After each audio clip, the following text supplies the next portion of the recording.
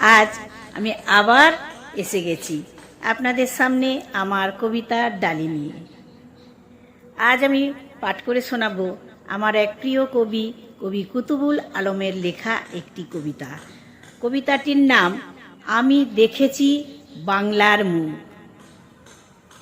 আমি দেখেছি বাংলার রক্তাক্ত প্রান্তর জুড়ে উজাড় গ্রাম নগর, পর্ণকুটিরে শীর্ণ ক্লান্ত কৃষাণীর সংসার।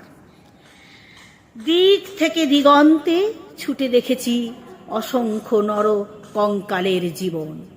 দেখেছি অবাক চোখে জীর্ণ যৌবন মৌন জীবন।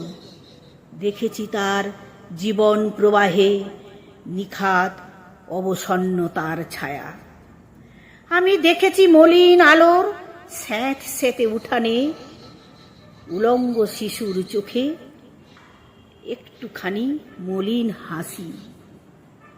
আমি দেখেছি স্বদেশের মাটিতে নরপিশাচের খড়গতলে ঘুমন্ত লাশের স্তূপ। আমি দেখেছি অবাক চোখে ছিন্ন ভিন্ন পাল তুলে উতলা নদী পাড়ি দেওয়া দুরন্ত মাঝিকে, যে মাঝি আজ ভুলে গেছে পুরনো দিনের ভাটিয়ালি গান, ভুলে গেছে উদাসী বাঁশির সুর।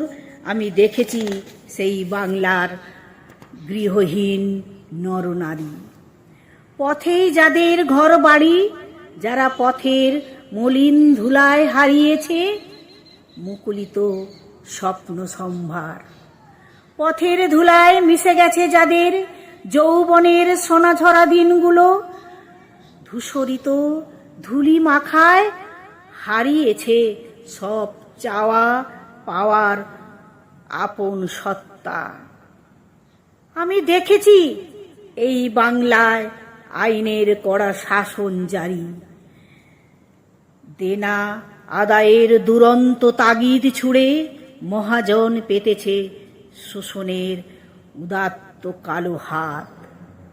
আমি দেখেছি এই বাংলায় মধ্যযুগীয় বর্বরতা, খুন গুম ধর্ষণের নারকীয়তা। বন্ধু কি হবে আর দেখে দেখে? শয়েক আর শাসকের বিরুদ্ধে প্রতিরোধে প্রতিশোধে একত্রিত করো আমাদের সংহতি। ছুটে চলো একযোগে একসাথে নগ্ন সভ্যতার ধ্বংসস্তূপে উড়ন্ত লাল নিশান।